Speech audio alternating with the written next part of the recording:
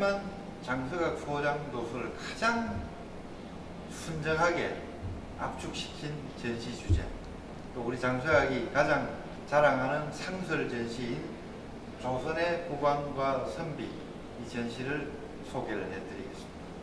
이 장서각 자료 자체가 국가왕실 분야와 민간 사대부 분야로 구성이 되어 있기 때문에 국왕 그리고 선비라는 키워드로 그 내용들을 압축시켜서 대략 한 170여 점의 자료를 가지고 전시를 펼친 것인데, 그 바로 이름이 조선의 국왕과 선비. 대한민국 어떤 전시에서도 전시를 한 바가 없는 유일한 주제가 되겠습니다.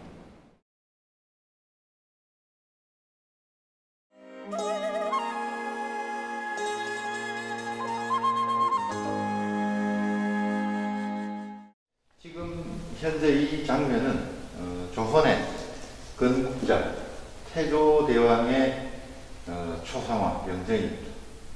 이 초상화는 경기전에 소장되어 있는 초상화를 저번으로 해서 저희가 3년 전에 이재진 화백을 통해서 새로이 제작한 그런 모습입니다. 이 그림의 솜씨라든지 구도라든지 모든 것들이 과거의 진본에 비해서 전혀 손색이 없는 아주 후작으로 이야기할 수 있고, 또 장서각이 앞으로 대표적인 유물 중의 하나로서 자리를 할 그럴 기. 이 아래에 있는 이 문서는 과거의 고종 때 태조대왕의 영정을 새로이 그릴 때 관련되는 모든 절차와 내용을 담은 의궤가 되겠습니다. 이 의궤 속에는 그 임금이 앉는 자리, 또 임금이 사용하는 많은 그 예식적인 물건들을 일일이 그 규격과 양식 그리고 모습까지도 아주 천연적으로 잘 그린 것입니다. 바로 이러한 의궤들이 현재 우리 장서각에는 약 한 500채 소장이 되어 있는데 모두 유네스코 세계기록유산으로 등록이 되어 있고, 또 앞으로는 우리가 이런 것들을 스토리텔링을 통해서 한국 문화를 국내외적으로 홍보하고 소개하는 데 중요 자료로 활용할 그럴 계획이 있습니다.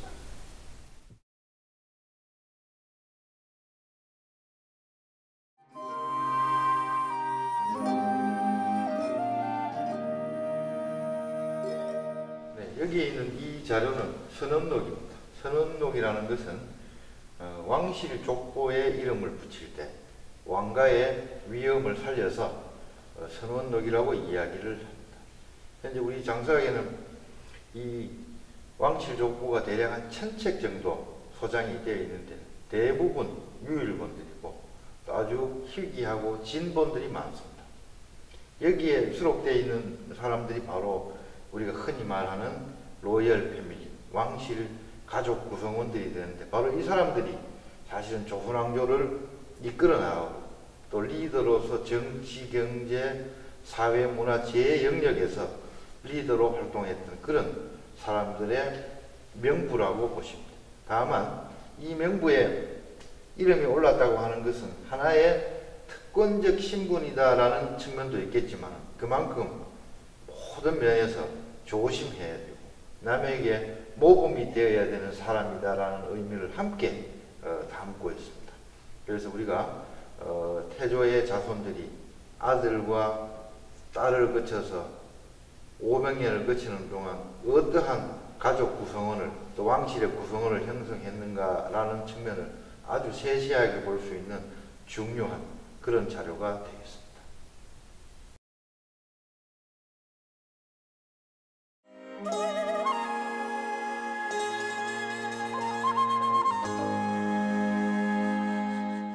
이 조선은 문으로 빚고 예로 다듬은 나라, 이렇게 이야기할 수 있습니다. 우리 그걸 한자로 이야기하면 문치주의 국가 또는 예치주의 국가라고 이야기를 하는데, 그 문과 예라고 하는 것도 조선의 국가 경영에 중요한 기틀이 되었습니다만, 그에 못지않게 조선을 이해하는데 중요한 관건이 뭐냐, 바로 법치주의입니다.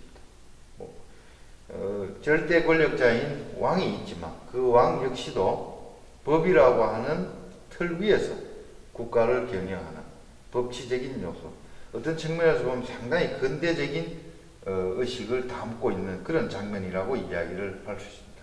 현재 이 관련 자료들은 대부분 원본의 자료들인데 조선은 모두 4번의 법전을 편찬했습니다. 맨 먼저 경국대전, 가장 모법이 된 것입니다. 그 후에 영조 때 와서 숙대전이 만들어지고 또 정조 때 와서 대전 통편이 만들어지고 가장 마지막으로 이제 고종때 대전 회통이 만들어집니다.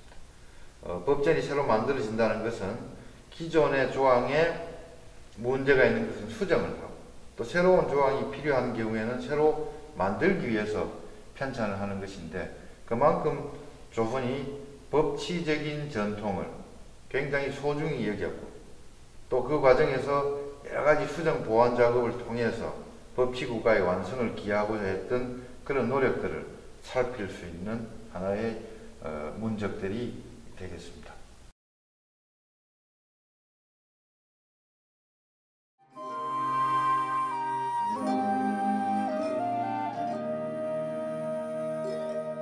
우리가 조선을 이야기하면서 빠뜨릴 수 없는 사료가 바로 조선왕조 실록입니다.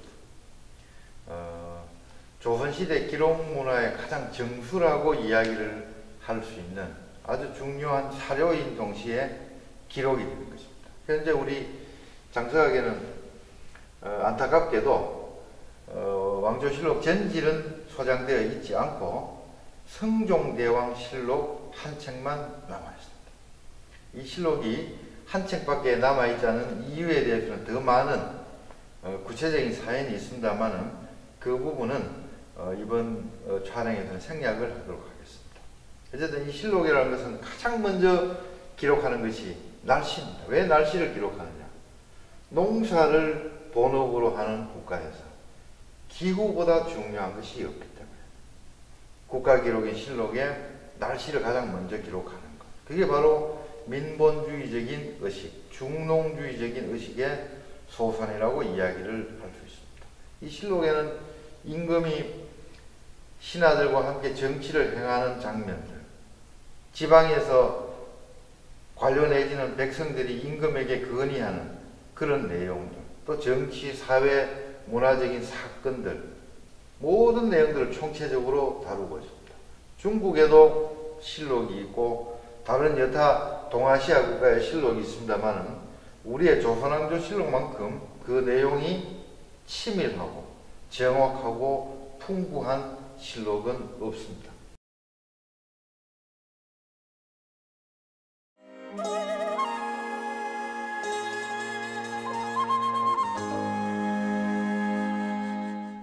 이 조선은 예치 국가라고 이야기를 했습니다. 바로 그 예치의 아주 상징적인 자료가 바로 이 오레이가 되는 것입니다.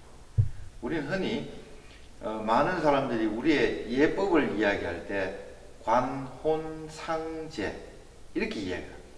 이 관혼상제는 사대국, 즉 민간이 지켜야 될 4가지 절차의 예일 뿐이고 왕조에서 특히 왕실에서는 5가지 등급의 예를 지키는 것입니다. 바로 그래서 오례라고 이야기를 하는 것입니다.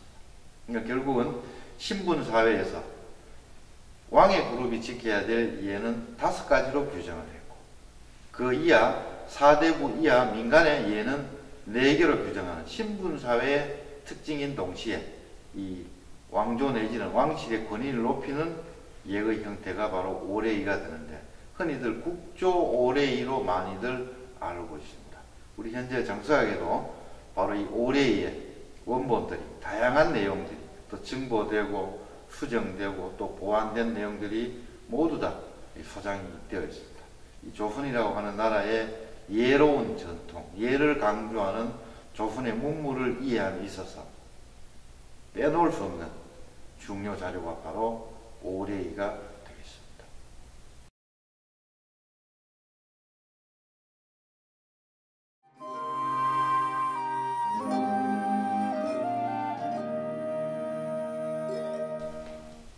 많은 사람들이 그 왕실의 혼례, 그 절차는 어떠했고 과정은 어떻고 예물은 어떠했는가 매우 관심이 많습니다. 왠지 왕의 결혼 또는 왕자 내지는 공주의 결혼이라고 하면 조금 신비스러움도 있고 약간의 그 신성한 면이 있기 때문에 많은 사람들이 관심을 가지는 걸로 알고 있습니다. 우리 장서각에는 왕실 혼인의 모든 과정을 알 수 있는 자료들이 굉장히 많이 그 소장이 되어 있습니다. 예컨대 지금 저 아래 보이는 저 자료가 숙종 임금과 인현왕후가 혼인을 할 때의 모든 과정을 담은 의궤가 되겠습니다. 숙종, 인현왕후, 가래도감, 도청, 의궤가 원명인데 그 중에 우리가 하이라이트로 삼을 수 있는 게 저 벽면에 우리가 펼쳐져 있는 파노라마 형식의 저 사진이 되는데 저 장면은 반차도라고 하는 장면입니다. 근데 이 그 장면의 요지는 뭐냐면 왕비께서 왕과 숙종과 혼례를 행하기 위해서 지금 궁중으로 입궐해가는 장면인데 바로 저기에 빨간 가마 속에 인현왕후가 지금 타고 계십니다. 그리고 이 행렬을 이루는 모든 구성원은 약 한 600명 정도에 이루고 최고 책임자는 법제적으로 그 당시에 지금의 수상, 그 당시에 영의정이 이 역할을 맡도록 되어 있습니다. 당시 영의정은 안동김씨 출신의 유명한 재상이었던 문곡 김수함 선생이 바로 영의정의 직책으로서 바로 여기에 행렬 속에서 지금 행사를 주관을 하고 있습니다. 지금 저 기록 중에 앞부분에 보면 왕비가 입어야 될 정식 복장, 또 왕비가 사용해야 될 도장, 그 다음에 왕비로 인정한다는 임금의 명령서 이런 것들이 하나의 가마에 따로따로 실려서 먼저 지금 들어가고 있습니다. 이 조선의 국모를 맞이하는 과정에 일종의 혼례적 퍼레이드 아주 정수를 보여주는 자료가 바로 이 자료가 되고 이런 모습을 통해서 과거에 왕실 혼인이라는 것이 이런 엄중함과 나아가서는 또 이런 화려함을 곁들여서 진행이 되었다. 바로 그것이 조선왕조가 갖고 있는 문화적인 역량, 또 예법적인 깊이 이런 것들을 반영한다고 이야기를 할 수 있겠습니다.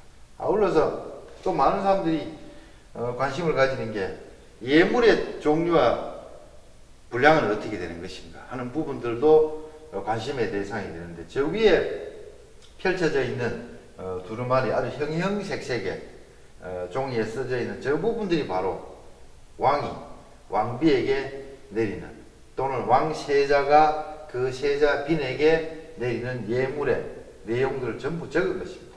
과거에 예물이라고 하는 것은 대체로 의복하고 관계되는 것들이 많습니다. 현재 저기에 적혀 있는 것들도 대부분 복장, 옷들과 관련이 깊은데 왕실의 혼인이 되어서 그런지 이 복장 내지는 예물의 숫자, 수량, 종류가 굉장히 풍부하고 많습니다. 그리고 혼인이라고 하는 의미를 살리기 위해서 다양한 색깔을 사용했다는 그 자체도 그 어떤 화려함 속에 내재되어 있는 어떤 그 단정함, 그게 아마 조선왕조 혼례 문화의 하나의 핵심, 키워드가 아니겠나 하는 생각을 하고 있습니다. 아울러서 이 아래 하얀 접이 형태의 문서가 바로 간택단자라고 하는 문서입니다. 많은 처녀 후보분들 중에서 최종적으로 그것이 왕비든 왕세자빈을 뽑는 하나의 마지막 단계의 문서가 되는데 여기에는 그 처자의 모든 인적사항이 기록이 되어 있습니다. 아버지는 누구고 할아버지는 누구고 정조 할아버지는 누구고 외할아버지는 기록을 하고 있습니다. 아울러서 그 문서의 윗단에 보면 작은 글씨로 노론, 소론, 남인 이렇게 써져 있습니다. 이 처녀가 속해 있는 집안이 갖고 있는 정치적인 성향은 어떠한 것인가까지도 과거에 국혼 때에는 파악을 했다는 것입니다.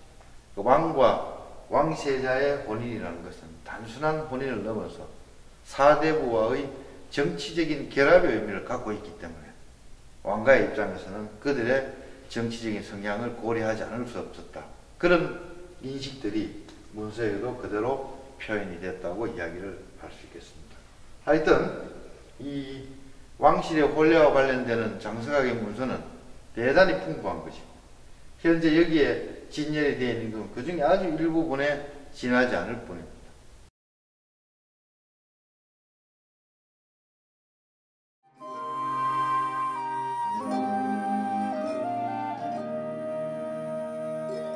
네, 그 농사 짓는 임금, 누에 치는 왕비, 뭐 이렇게 제목을 붙일 수 있는 겁니다. 바로 그 농사와 누에 치는 것, 그 조선시대 산업의 기본 구조입니다.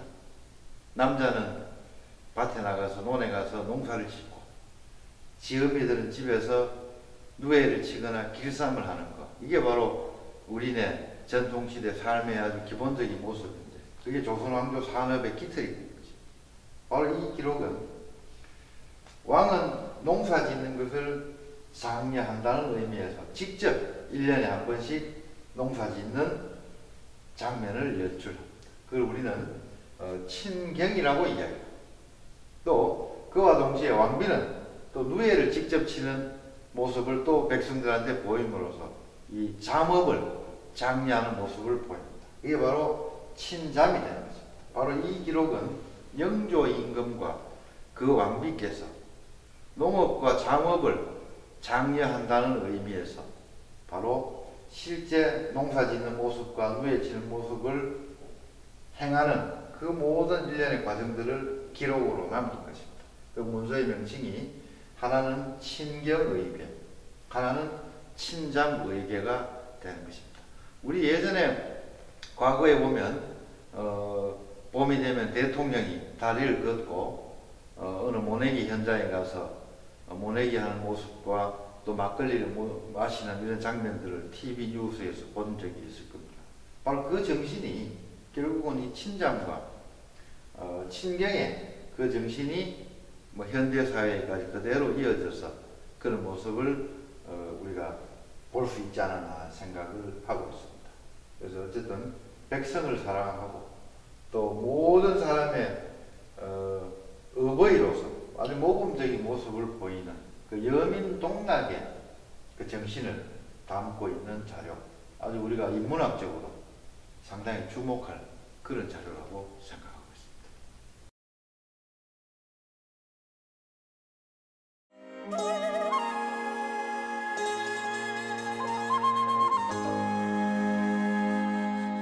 앞에 이 문서는 호산청이라고 제목이 붙어 있습니다.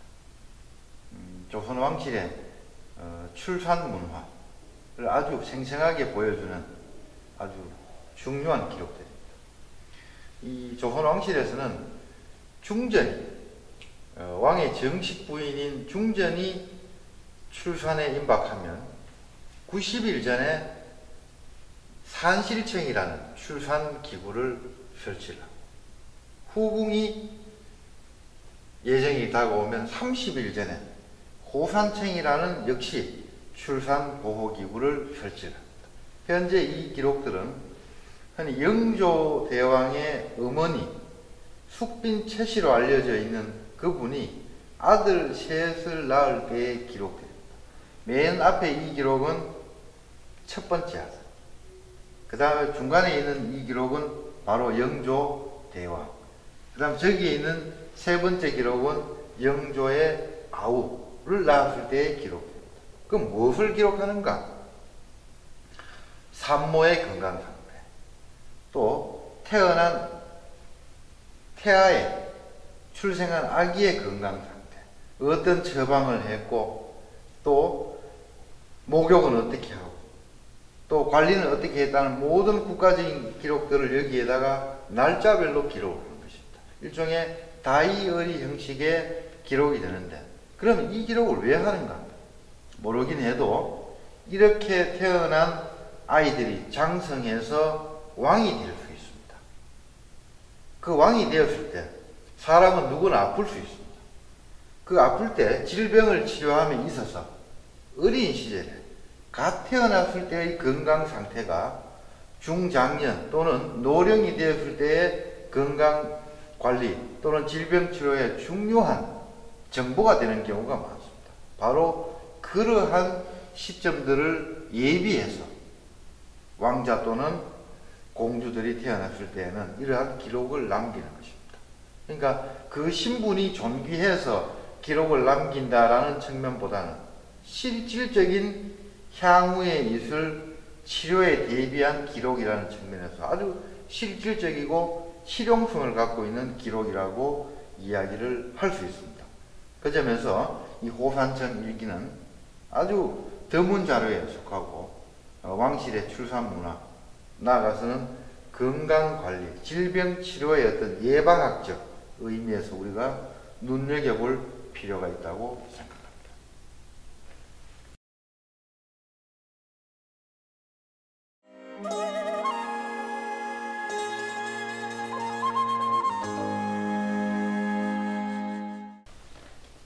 자, 도장이 우리 문화인가?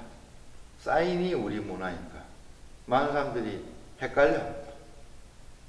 결론은 도장 문화가 아니라 우리는 사인 문화입니다.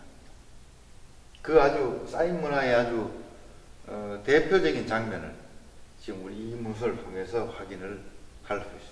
이 문서 내용 자체는 세조 임금 때 여러 공신들이 연합대회를 열고 거기에 참가한 사람들이 자기 이름 아래에다가 사인한 것이에요. 초청을 받은 사람이 한 220여 명이 되는데 그 중에 참가를 한 사람이 170여 명이 됩니다. 이 문서 속에는 당대 최고의 엘리트 양반들, 사대부들 170여 명의 사인을 진범 확인을 할 수 있습니다. 맨 앞에는 우리가 아주 잘 알고 있는 왕자입니다. 양녕대군. 그 다음에 두 번째는 효령대군, 또 뭐 이명대군, 영흥대군에서 앞부분에는 왕의 아들, 즉 왕자들 그룹이 위치를 하고 있고 그 이하 사대부 관료 그룹의 공신들이 서명을 하고 있는데 여기에 보면 뭐 정인지, 신숙주 등 당대에 내노라 하는 그런 사대부들의 친필 서명들, 사인들이 전부 다 여기에 기록이 되어 있습니다. 바로 이게 우리 조상들이 자신을 표현하고 자신을 증명하는 방식이었습니다. 이거는 국가적인 기록에 있어서 뿐만 아니라 집안 내에서 재산의 상속 행위를 한다 또는 매매 행위를 한다 할 때도 전부 다 도장을 찍지 않고 사인을 하는 것입니다. 우리가 흔히 알고 있는 동그란 형태의 도장 문화는 100년 전에 식민지 시대에 접어들면서 일본 사람들이 행정 편의화를 위해서 새로 만든 그것일 뿐인데 그게 우리는 저 까마득한 옛날부터 내려오는 전통 문화의 모습으로 잘못 알고 있는 것입니다.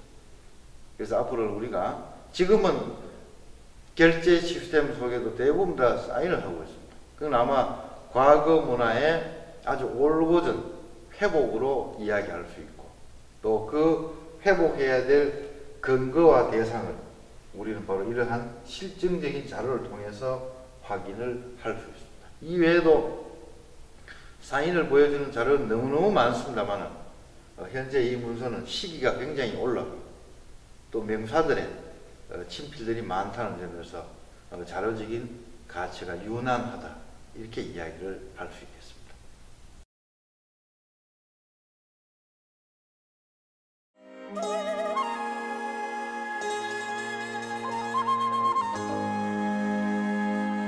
조선왕조에서 가장 파워 엘리트 그룹 단연 공신입니다. 왕조가 어려울 때 또는 나라가 어려울 때 그 어려움을 타게 하는데 공을 세운 사람들, 그게 바로 공신입니다. 우리 조선 왕조에서는 태조 때의 개국공신 이래 영조 때 북무공신에 이르기까지 28번의 공신 책봉이 있었습니다. 거기에 책봉된 모든 공신들을 숫자를 세보면 대략 한 900명, 바로 그 900명이 사실상 조선왕조를 이끌었다고 보면 과언이 아니겠다 하는 측면이 있습니다. 현재 여기에 이 초상화가 있고 그 아래에 공신교서가 펼쳐져 있습니다. 이 경우는 선조임금 때 임진왜란에 선조임금이 의주로 피난을 갈 때 그 선조의 피난길을 도운 신하 86명을 호선공신에 책봉을 한 예가 있는데 바로 이 문서들이 바로 호성공신 이충원 선생이 공신에 책봉된 다음에 받은 공신 증명서에 해당하는 교서, 그리고 공신이라면 국가에서 그려주는 초상화 두 자료가 되겠습니다. 이 두 자료는 반드시 내외 안팎의 관계를 이루는 그런 자료적인 구성을 하고 있습니다. 이 교서의 경우는 현재 보물로 지정이 되어 있고 전주이시 완양군 후fon가에서 장서각에 기탁한 문서가 되겠습니다. 바로 이 글씨는 한국의 아주 상징적인 명필이죠. 한석봉의 글씨가 그 내용은 이충원이라는 분이 선조를 호종하는 과정에서 세운 공로의 내용, 그 공로가 이러이러하기 때문에 이러이러한 특전을 베푼다라는 내용들이 아주 자세하게 기록이 되어 있습니다. 예컨대 벼슬을 승진시켜줍니다. 그 아들과 부인들까지도 직급을 높여줍니다. 아주 큰 죄가 아니면 죄를 묻지도 않는다. 그리고 중요한 게 경제적인 보상입니다. 금, 은, 그리고 정식의 관복 한 벌은 물론이고 뭘 내리냐, 바로 임금이 타기 위해서 왕실 만국간에서 기르던 말 한 마리를 또 내립니다. 그 다음에 서울에 있을 때 수행할 비서그룹, 혹 이 사람이 지방에 내려갔을 때 또한 수행할 비서그룹을 또 별도로 내립니다. 가장 결정판이 뭐냐? 토지입니다. 1등 공신에게는 통상 100결의 토지를 내립니다. 2등은 80결, 3등은 60결 정도의 토지를 내립니다. 그럼 1결이 어느 정도 되느냐? 줄잡아 3,000평에서 8,000평으로 보고 있습니다. 그러면 100결이면 최대치를 잡게 되면 약 한 80만 평의 토지를 내릴 것입니다. 바로 이 경제적인 보상 속에서 공신들은 굉장히 자손대대로 유족한 삶을 누리게 되고, 또 조정에 오면 정치적인 특권 속에서 또 관료로서도 현달할 수 있는 기반이 조성되고, 그 점에서 이 집단을 파워 엘리트 그룹이라고 이야기를 할 수가 있습니다. 과거에 공신에 한 번만 책봉이 되는 게 아니고 경우에 따라서는 2번 내지 3번의 연거푸 후 책봉되는 경우가 있습니다. 예컨대 한명회가 그렇고 신숙주가 그렇습니다. 이분들은 3번에 걸쳐서 공신이 되었고 그 과정에서 그때마다 특전을 받았기 때문에 정말 파워풀한 최고의 권력가 또 최고의 재산가가 되었다. 그 점에서 이 공신이 갖고 있는 의미를 우리가 충분히 짐작할 수 있다. 다만 공신이 반드시 착한 사람이냐 그렇지 않는 사람이냐 하는 문제는 별도로 이야기를 해야 합니다. 직급이 높고 재산이 많다 해서 반드시 반듯하고 옳고전 것은 아니기 때문에 그런 점들은 우리가 따로 연구를 해볼 필요가 있지 않겠나 그런 생각을 하고 있습니다. 어쨌든 완양부원군 이충원 선생의 초상화 또 그분이 공신 때 받았던 교서 아주 장서각의 명품으로서 관리되고 연구될 것입니다.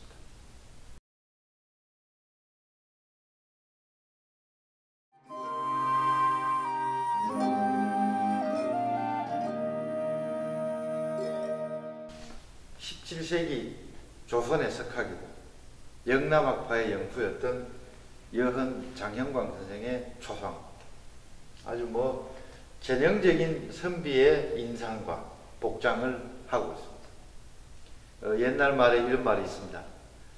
율곡 선생의 재능과 장여은 선생의 인품이 합쳐지면 공자하고도 겨루어 범직하다 라는 말이 있을 정도로 학득이 굉장히 넉넉하고 풍부했던 그런 대학자의 초상입니다.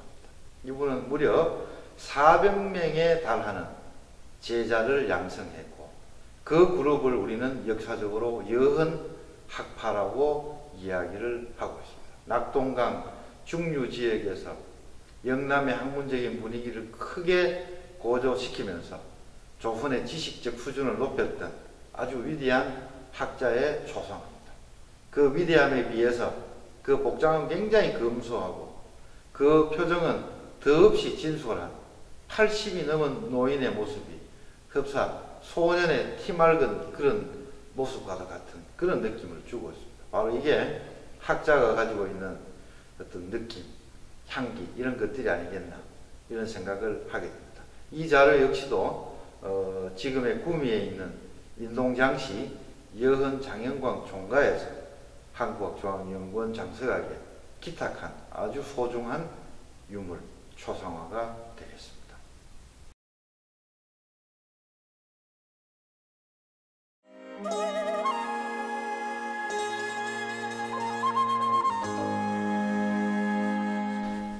우린 지금 17세기 중후반 조선 지식사회에 아주 새바람을 일으켰던 서계 박세당 선생의 영정을 보고 있습니다.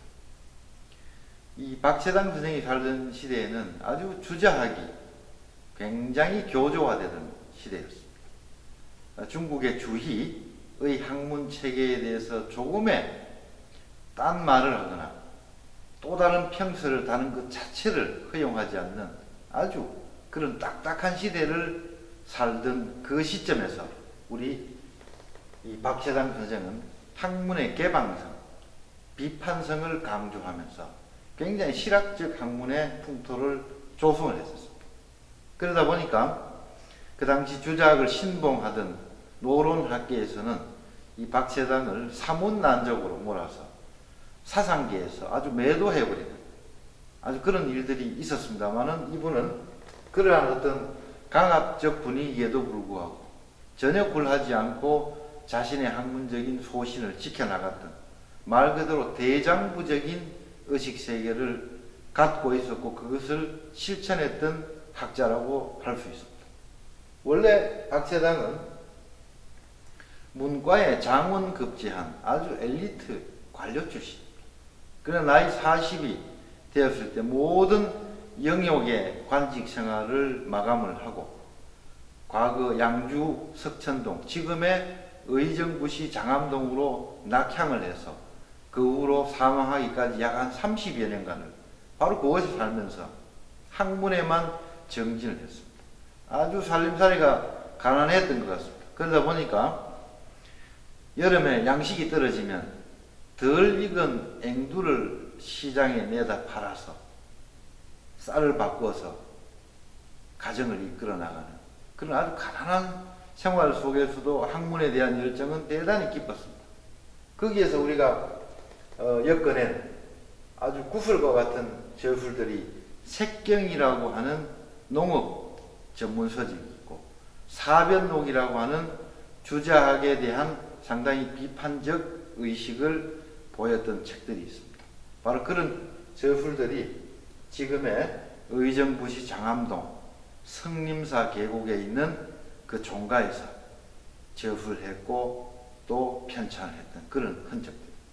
지금 현재 요 아래에 있는 이 글씨는 보물로 지정된 박세당의 유목 글씨첩인데 여기에는 은자를 꿈꾸던 세상과 떨어져서 은자로 살고 싶었던 박세당의 심경, 그 다음에 제자들과 주고받았던 인간적인 이야기, 학문적인 대담, 또 예술적인 소통의 장면들까지 아주 촘촘하게 내용이 박혀져 있습니다. 박세당의 글씨첩이 한 20여 종 남아 있습니다만 그 중에 형태적으로, 내용적으로 가장 완결성이 높은 것이 바로 서계 유목으로 쓰여져 있는 이 필첩이 되고 이 필첩 역시 2010년에 보물 1674호로 지정이 되어 있고 현재 장서각에서 위탁을 받아서 관리를 하고 있습니다.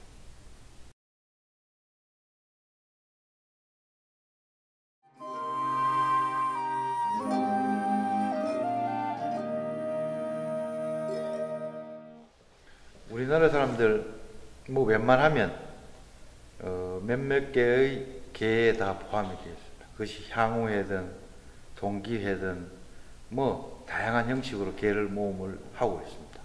현재 이 자료는 조선시대의 과거 동기생들이 그 동료애를 표현하고 다지기 위해서 모은 개의 개회 장면입니다.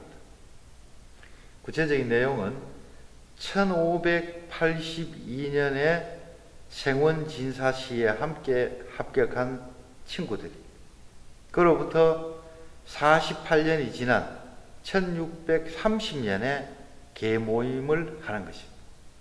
약 50년의 세월이 경과하면서 많은 사람들이 이제 노인들이 다 됐습니다. 노인은 되었지만 지위가 전부 다 높아졌습니다. 여기에 참여한 사람이 모두 12사람의 관료가 되는데 전직 영의정, 현직 영의정을 포함해서 대부분의 참가자들이 판서 이상의 벼슬을 지낸 고관들입니다. 이분들이 지금 어디에서 개회를 하고 있느냐? 충훈부라는 건물을 잠시 빌려서 모임을 하고 있습니다. 여기에 보면 전부 다 노인들 앞에 빨간 독상이 차려져 있고 또 중간에 보면 아주 오렌지 빛깔의 치마를 입은 무희가 춤을 추는 장면도 보입니다. 또 건물 옆쪽에 이렇게 보면 차를 끓이는 여인과 또 심부름을 하는 아이의 모습도 보입니다. 정성과 판서급의 사람들이 모인 자리였지만 그 형식과 내용을 보면 굉장히 조촐하고 또 진솔하고 소박한 모습을 가지고 있습니다.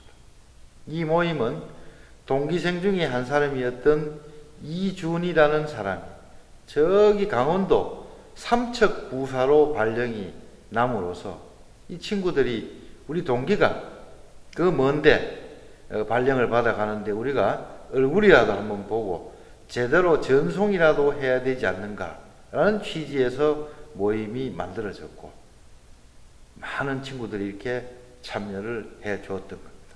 그래서 과거 관직사회 동기들끼리 어떤 모임을 가지고 그 모임의 모습이 어떤 것인가를 잘 보여주고 있습니다. 더욱이 이 12명은 정치적인 색깔이 전부 다 다릅니다. 여기에는 서인도 있고 남인도 있습니다. 그러나 동기라고 하는 하나의 공감대를 가지고 모였습니다. 정파와 학파를 뛰어넘는 친목의 다짐의 과정. 우리가 현대사회에서도 본받아야 될 하나의 모습이 아닌가 그런 생각을 하게 됩니다. 이 자료 역시 경북 상주에 있는 진주정시 우복 정경세 선생 집안에서 장석하게 기탁한 아주 재미있고 귀중한 자료의 하나가 되겠습니다.